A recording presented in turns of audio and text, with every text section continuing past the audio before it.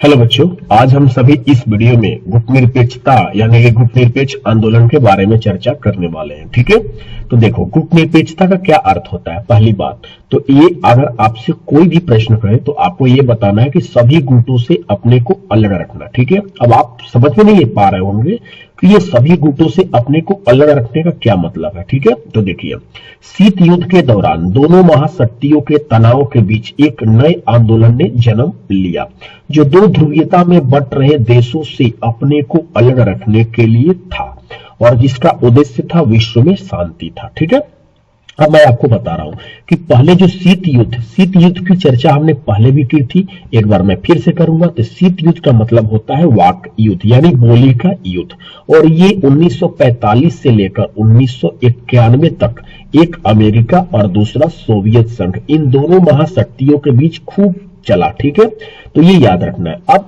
क्या हुआ कि ये विश्व पूरा दो हिस्सों में बंट गया था और जितने भी जो विकासशील देश थे, ठीक है, तो कुछ अमेरिका की तरफ जा रहे थे और कुछ सोवियत संघ की तरफ जा रहे थे। लेकिन कुछ ऐसे देश थे जो कि ना तो वो अमेरिका की तरफ जाना पसंद करते थे और ना ही सोवियत संघ की तरफ जाना पसंद करते थे। ठीक है, और इन्होंने एक अपना एक अलग गुट बना लिया था। ठीक है, और इसी को कहा जाता है गुटनिरपेक्ष आंदोलन, और इसलिए मैंने कहा कि सभी गुटों से अपने को अलग रखना। तो अब सभी बच्चों को समझ में आ गया होगा कि गुटनिरपेक्ष आंदोलन या गुटनिरपेक्षता का क्या मतलब होता है। ठीक है, तो जो गुटनिरपेक्ष आंदोलन में जितने भी देश थे, ठीक है, तो इन देशों का इरादा यही था कि हम किसी भी महाशक्ति में न जाएंगे और न जाने के ही आंदोलन करने को हम कह सकते हैं कि गुटनिरपेक्ष आंदोलन का नाम दिया गया। ठीक है, तो इसी आंदोलन को नाम दिया गया था गुटनिरपेक्ष आंदोलन। ठीक है,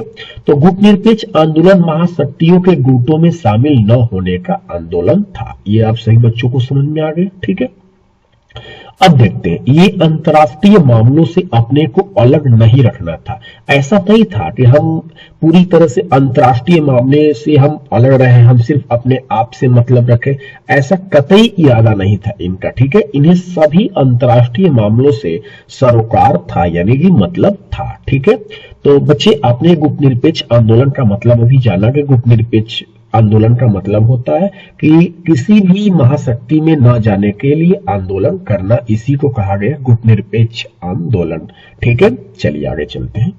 अब देखें गुटनिरपेक्ष आंदोलन की स्थापना। ठीक है, तो देखो बच्चे, गुटनिरपेक्ष आंदोलन की जो स्थापना की जो नींव थी 1955 और 56 में ही रखी जा चुकी थी। ठीक है, तो ये याद रखना। तो जो और एक सवाल ऐसे ये पूछे जाते हैं कि गुटनिरपेक्ष आंदोलन में संस्थापक नेताओं का नाम बताएं। ठीक है, तो ये याद रखना कि संस्थापक नेताओं का नाम जो है, एक टीटो है और जो कि यूगोस्लाविया के थे, और एक नेहरू जी जो कि हमारे भारत के थे, और एक नासिर जो कि एक मिस्र के थे, जो कि सुकर्णो जो कि इंडोनेशिया से थे, और एक एन कुरुमा जो कि घाना के थे। ठीक है, तो यहां से प्रश्न जब पूछे जाए कि संस्थापक नेताओं के नाम बताइए, तो आपको बताना है टीटो, नेहरू, नासिर, सुकर्णो और एन कुरुमा, और ये सभी किस देश से आते हैं। तो ये भी जरूर याद रखना कि टीटो जो थे वो यूगोस्लाविया के, और नेहरू जी हमारे भारत के थे, और नासिर मिस्र के थे, और सुकर्णो इंडोनेशिया के थे, और एन कुरुमा जो थे वो घाना के थे। ठीक है, यहां तक समझ में आ रहा।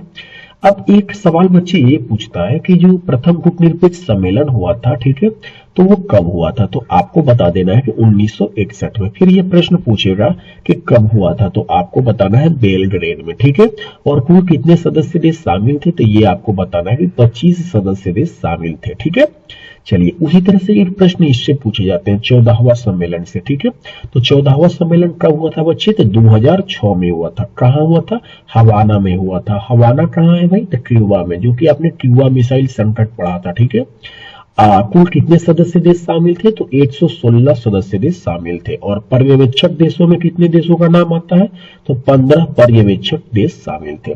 तो यहां से कैसे कैसे प्रश्न पूछे जाएंगे ये हमने आपको बता दिया। ठीक है, तो आप सही बच्चे एक बार फिर से रिकॉल कर लीजिएगा। ठीक है, चलिए आगे देख लेते हैं।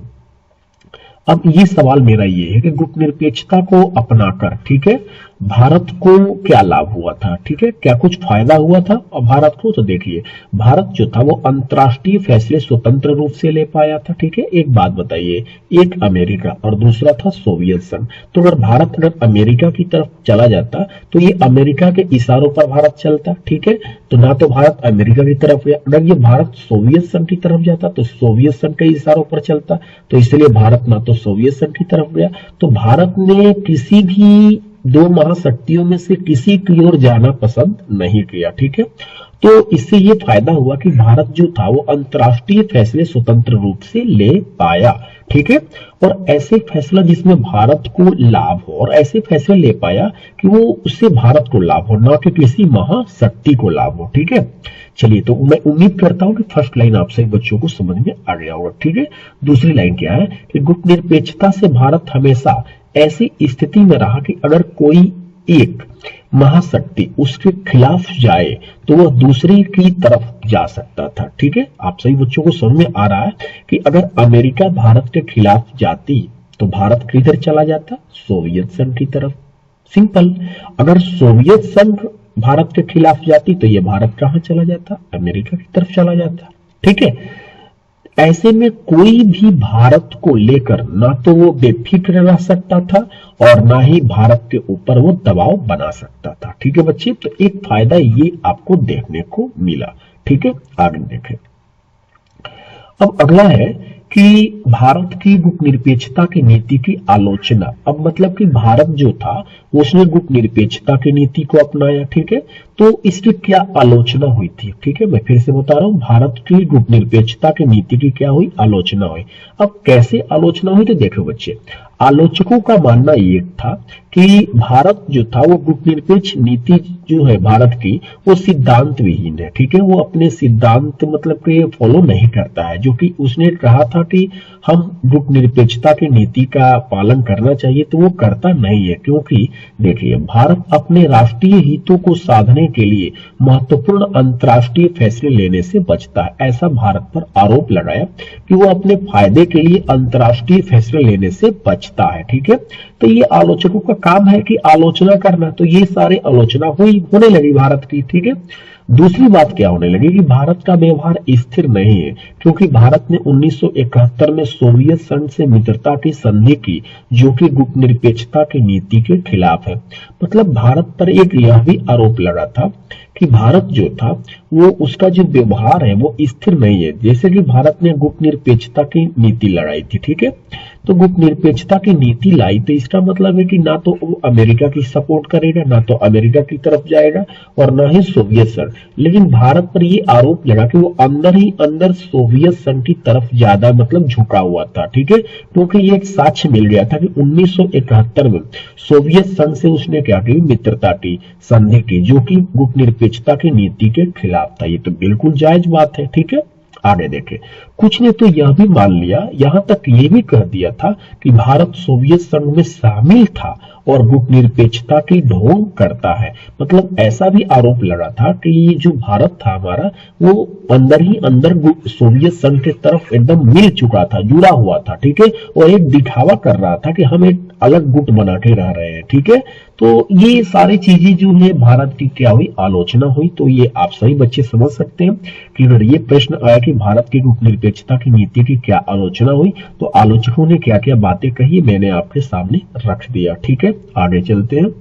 अब देखें, यहां से बहुत इंपोर्टेंट पॉइंट है बच्चे। देखिए, गुटनिरपेक्षता ना तो पृथकवाद है और ना ही तटस्थता, ठीक है। इसका क्या मतलब है? देखो, पृथकवाद, ठीक है, और एक शब्द है तटस्थता। तो देखो, पहले हम पढ़ेंगे पृथकवाद। देखो, पृथकवाद का मतलब होता है कि अपने को अंतर्राष्ट्रीय मामलों से अलग रखना। तो मैं एक बात बता रहा हूं, क्या गुटनिरपेक्षता क्या पृथकवाद था? तो आप कहेंगे कि नहीं। क्या भारत जो था, जो गुटनिरपेक्ष आंदोलन में जितने भी देश थे, क्या वे उनको अंतर्राष्ट्रीय मामलों से अपने आप को वो अलग रखते थे क्या? तो आप कहेंगे बिल्कुल नहीं। तो ये पृथकवाद तो गुटनिरपेक्षता की जो नीति थी वो पृथकवाद नहीं थी, ठीक है। तो पृथकवाद सभी बच्चे को समझ में आ गया कि अपने को अंतर्राष्ट्रीय मामलों से अलग रखना, अर्थात बस अपने आप से मतलब रखना। लेकिन ऐसा नहीं था।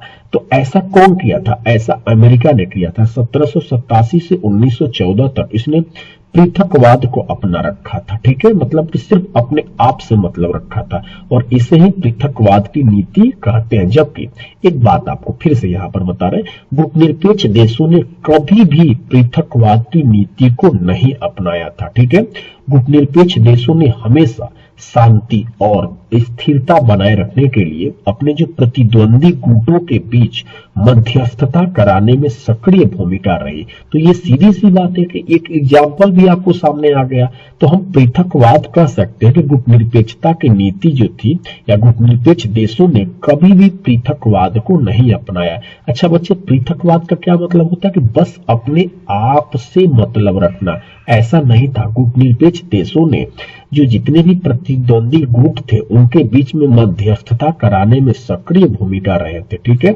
तो हम कह सकते हैं कि जो गुटनिरपेक्ष देशों ने वो कभी भी पृथकवाद की नीति को नहीं अपनाया। ठीक है, इसलिए हमने यहाँ पर लिख दिया है कि गुटनिरपेक्षता ना तो पृथकवाद है और ना ही तटस्थता। अब आपको समझना है कि तटस्थता का क्या मतलब होता है। ठीक है, देखें यहाँ पर लिखा हुआ है तटस्थता का अर्थ। देखें, तटस्थता का क्या मतलब होता है, तो युद्ध में शामिल ना होने की स्थिति को ही तटस्थता कहते हैं। ठीक है, जो देश तटस्थता की नीति का पालन करते हैं उनके लिए यह जरूरी नहीं है कि वह युद्ध को समाप्त करने में कोई मदद करे। तो ऐसा कभी भी गुटनिरपेक्ष देशों का ऐसा कभी भी इरादा नहीं था। ठीक है, ऐसे देश न तो युद्ध में शामिल होते हैं और न ही युद्ध के सही या गलत होने पर अपना कोई पक्ष देते हैं।